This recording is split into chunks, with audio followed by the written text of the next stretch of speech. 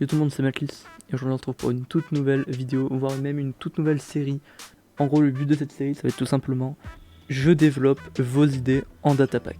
Donc en gros, si jamais vous avez des idées d'items potentiels que vous aimeriez bien voir dans Minecraft, mais sans pour autant être dans du modé, et bien vous pouvez toujours me les proposer et je verrai si c'est faisable. Donc bien sûr, c'est dans la limite du raisonnable.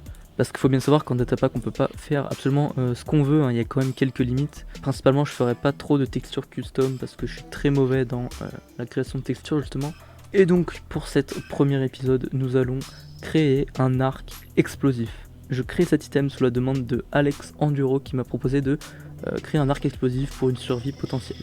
Alors attention, quand je dis arc explosif, ce ne sera pas un arc qui détruit les blocs, ce sera juste un arc qui fait un semblant d'explosion de TNT, mais qui fait juste des dégâts aux joueurs, mais pas au décor, tout simplement. Sans toucher au game rule, très important. Et bien sûr, on fera avec ça un système de craft, une manière d'obtenir l'arc en survival, en fait tout fonctionnera en survie.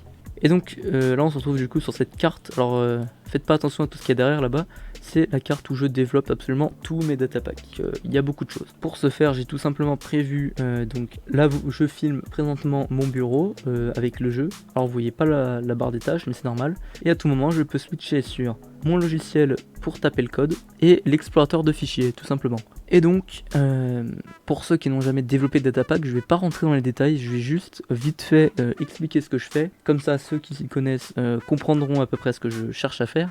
Mais ceux qui sont totalement novices, ça va être la découverte complète. Mais malheureusement dans cette vidéo je ne vous fais pas un tutoriel sur comment développer.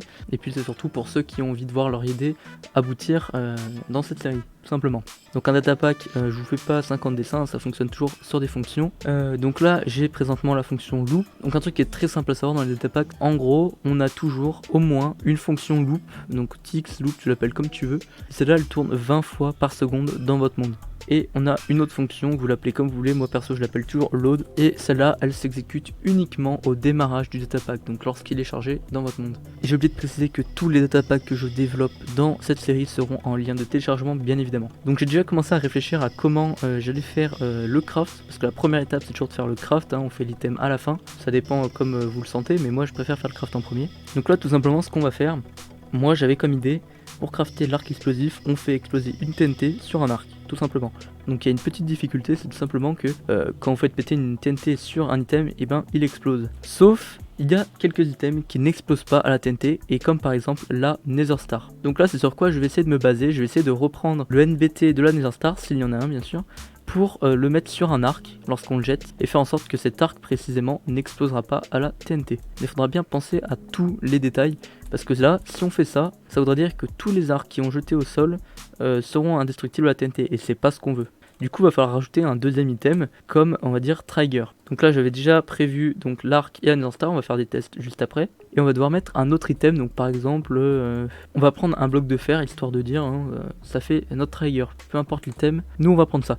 Donc en gros, ce qu'on va faire, c'est qu'on va faire en sorte que si au sol on a un arc et un bloc de fer, alors l'arc devient indestructible, et quand la TNT va exploser, elle va péter le bloc de fer, donc ça on n'a pas à s'en occuper. Alors pour l'instant, je ne suis pas du tout sûr si ça fonctionnait, on va tester justement, on va essayer de récupérer le fait que la Nether Star n'explose pas à la TNT. Donc pour ce faire, j'ai une commande juste ici qui me permet de récupérer le data de cette Nether Star. Donc on va pouvoir vite fait consulter pour savoir s'il y a un tag. Donc là la première chose que j'ai vu c'est invulnérable, mais on voit qu'il a 0, donc il est pas actif. J'ai bien peur que la Nether Star ce soit directement dans le code source du jeu ou quelque chose comme ça pour qu'elle soit indestructible à TNT, parce que là je trouve pas vraiment ce qui fait en sorte qu'elle soit indestructible. On va essayer de passer un item sur invulnérable de point 1B et puis on va faire nos tests. Comme on fait ça sur un arc, on va tester sur un arc, on voit qu'il est à 0B. Du coup on va faire un data modifie et on va set la value à 1.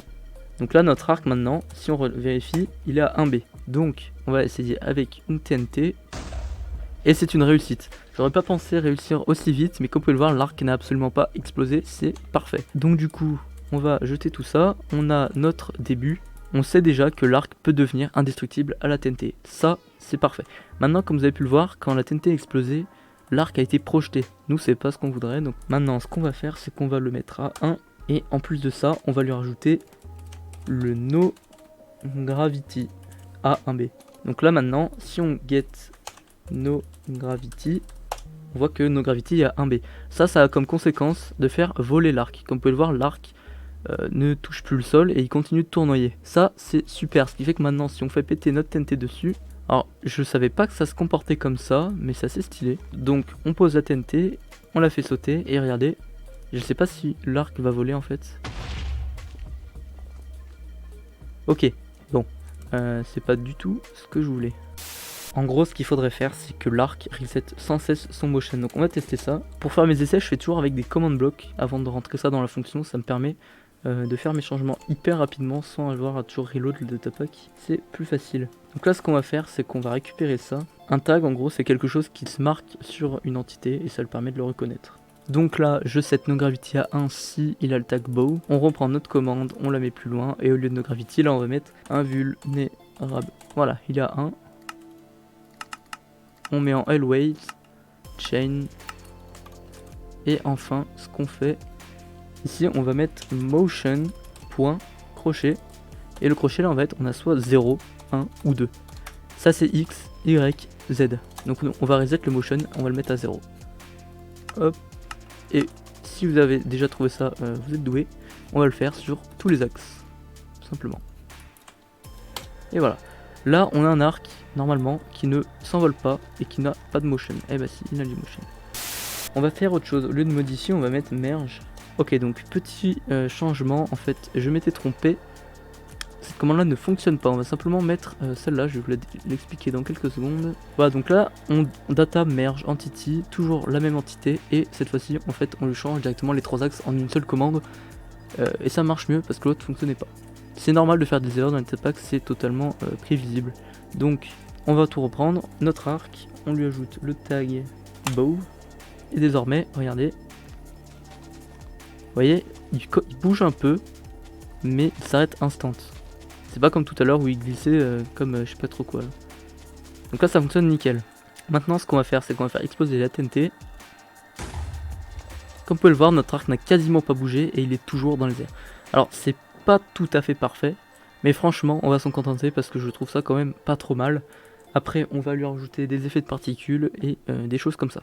Par exemple, regardez, on peut essayer, donc j'exécute sur un type item qui a le tag bow, @s, run particle, on peut lui mettre pourquoi pas, j'aime bien Nautilus, moi je le mets souvent Nautilus. Et voilà, comme vous pouvez le voir notre arc maintenant, il a des particules autour de lui, et donc on va se servir de cette commande tout à l'heure pour la mettre dans la fonction. Maintenant, il nous faut notre trigger. Donc là, on va directement passer dans les fonctions.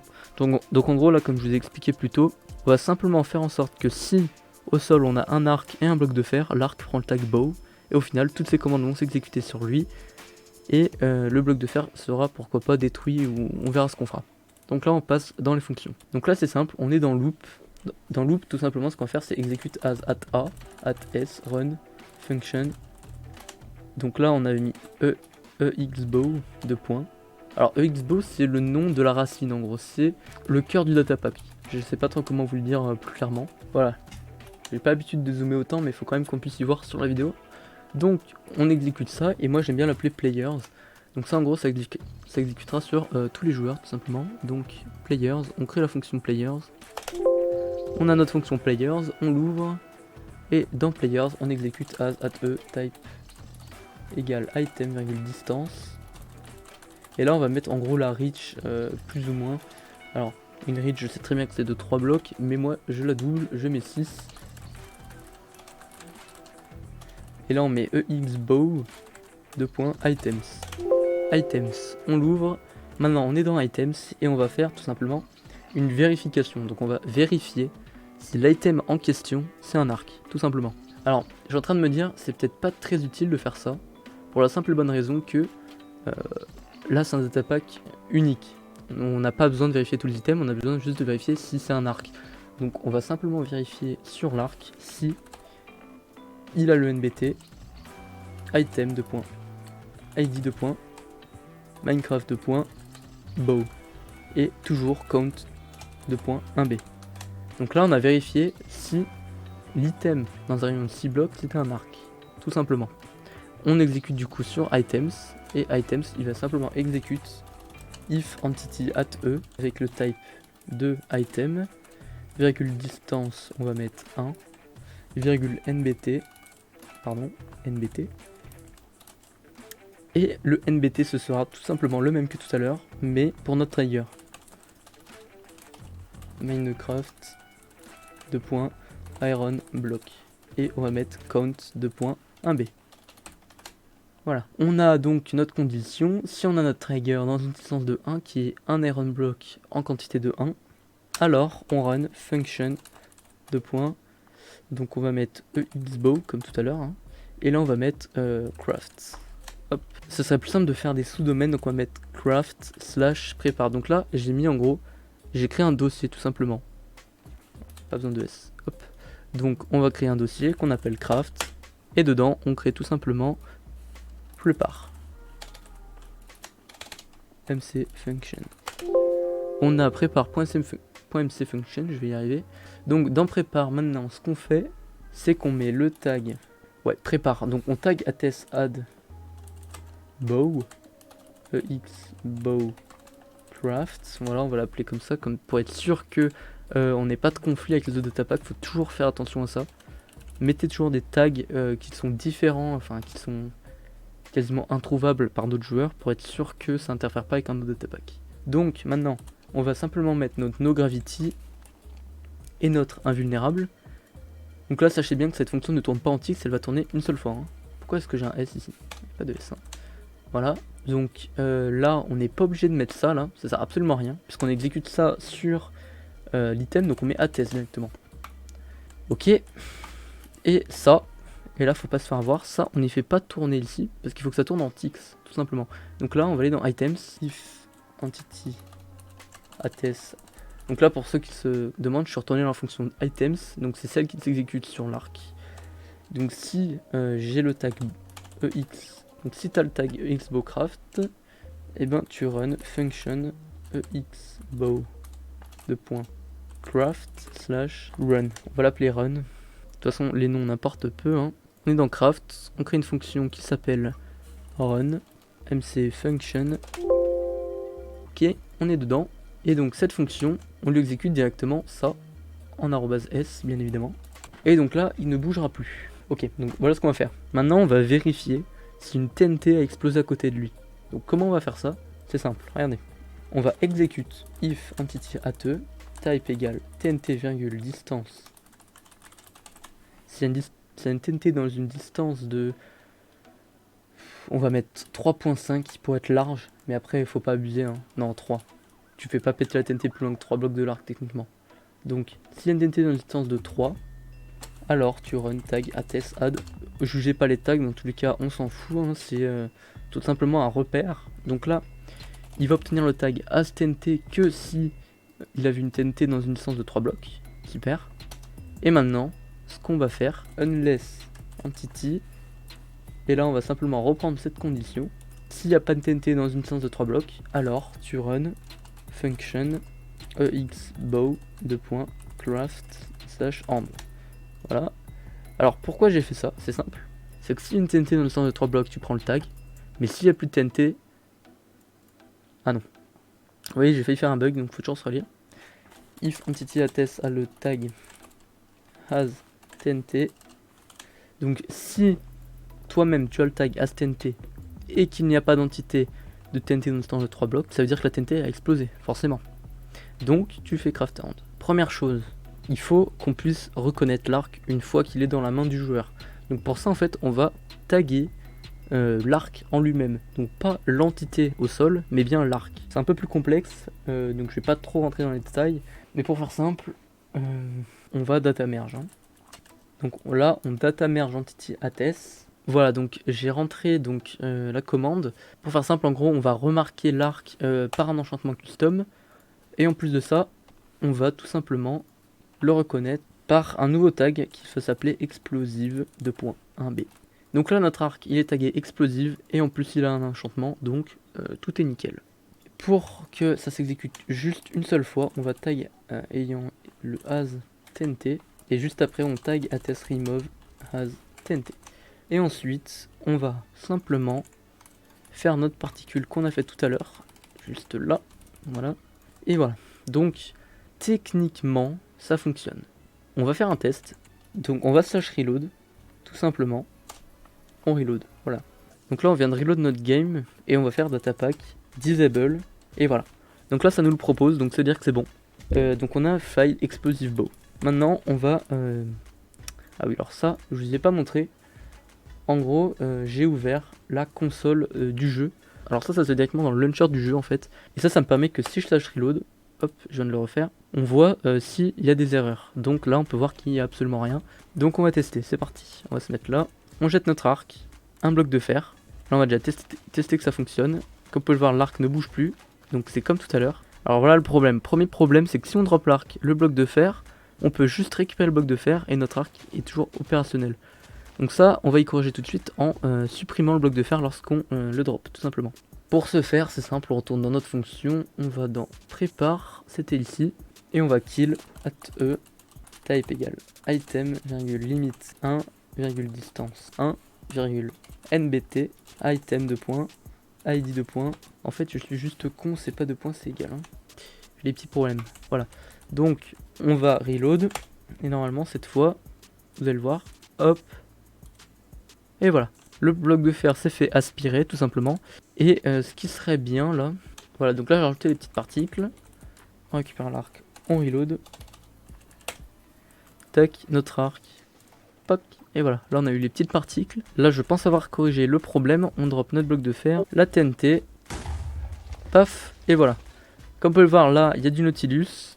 Mais est-ce que pour autant notre arc a été enchant?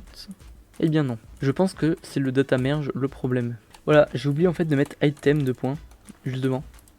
Je suis assez stupide. Voilà. Donc là. Ok, slash reload. Normalement c'est fonctionnel. Donc on jette l'arc, le bloc de fer. Et on fait exploser notre TNT.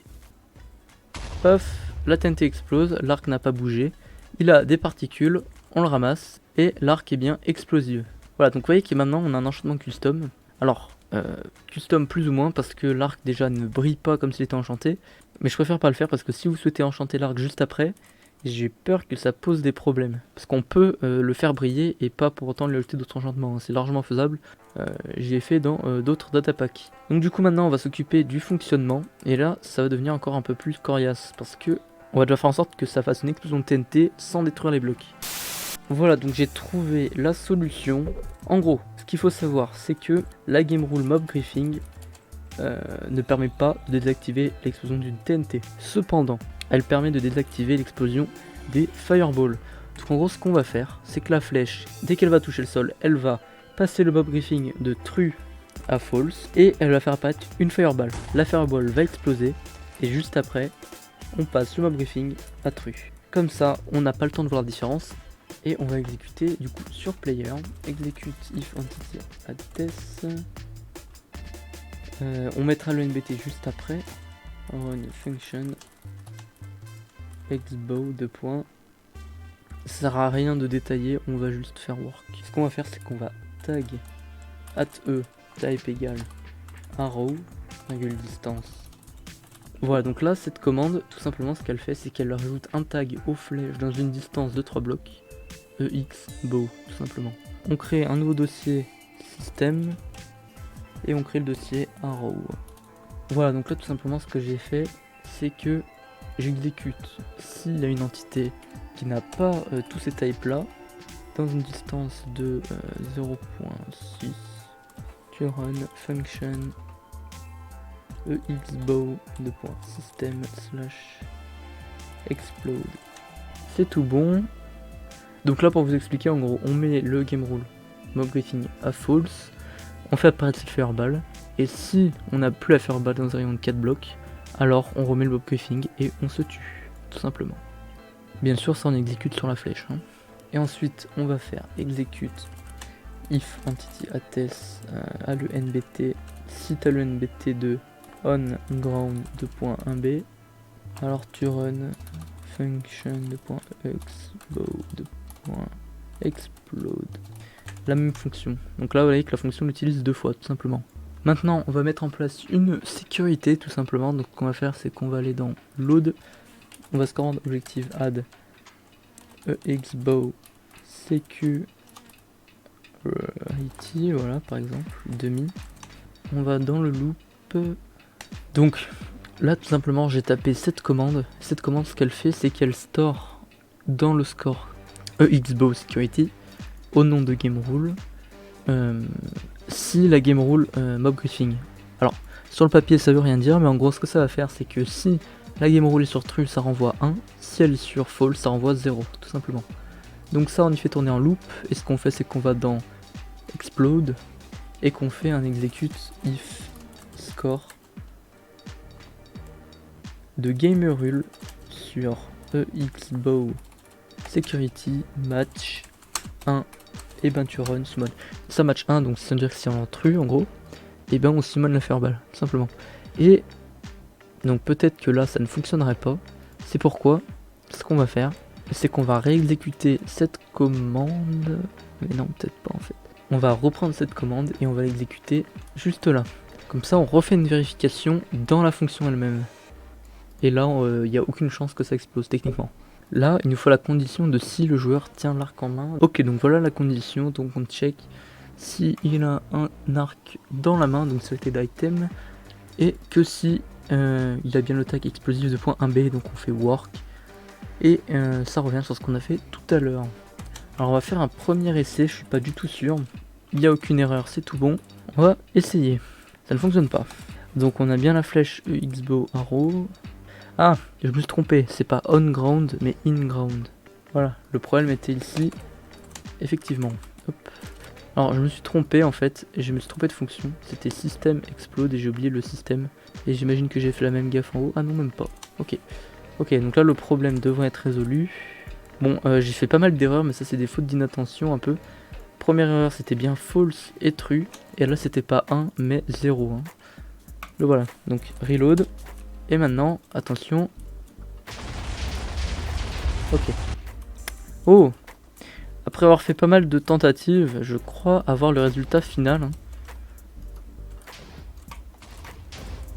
Et oui, ça me semble pas mal, hein, regardez.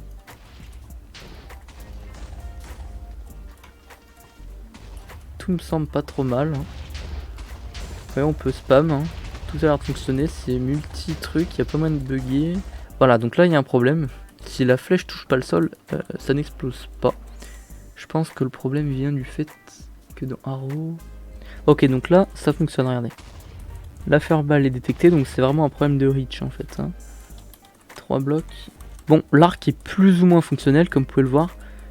On peut tirer, mais il y a des moments, vous voyez, où voilà, ça, la flèche n'explose pas. On va augmenter encore un peu la reach pour être sûr à 100%, mais là on est quand même à 3 blocs de reach, donc ça fait quand même beaucoup. Ok, donc je crois avoir la version finale de notre explosive bow. Tout a l'air de fonctionner, vous voyez que j'ai fait plein de tests, il y a eu plein de ratés, mais maintenant il n'y a aucun bug techniquement. Si vous en trouvez un, n'hésitez pas à me le dire d'ailleurs, au passage. Donc, pour vous prouver, donc, si je fais la game rule mob griefing, elle vient sur true. Ça veut dire que si je summon une fireball, voilà, donc c'est à dire que si je summon cette fireball, le terrain explose, vous avez vu? Donc là, la fireball fait des dégâts au terrain. Maintenant, je tire avec l'arc. Comme vous pouvez le voir, le terrain n'est absolument pas endommagé. Et vous avez beau spam, il n'y a aucun moyen que le terrain prenne des dégâts. Hein. Vous voyez, c'est compatible multijoueur aussi, il n'y a aucun problème vraiment. Tout a l'air de fonctionner à la perfection, hein, vous voyez. Bon, vous pourrez essayer de votre côté, mais il n'y a pas de bug. Enfin, dans ma tête en tout cas. Hein. Et du coup maintenant, comme vous pouvez voir, hop, celle-là fonctionne toujours, hein, vous voyez.